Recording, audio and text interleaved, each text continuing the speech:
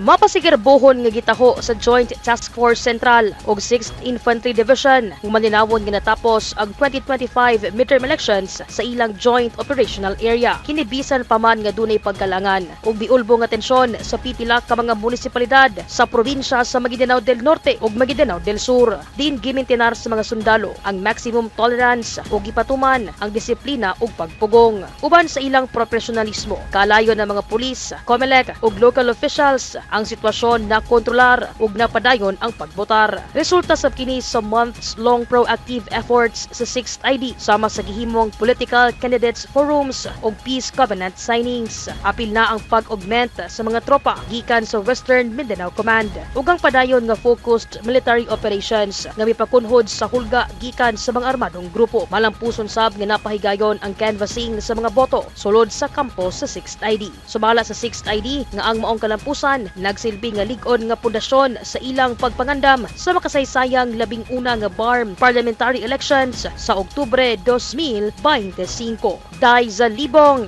Newsline Philippines, Province of Cotabato. Stay safe.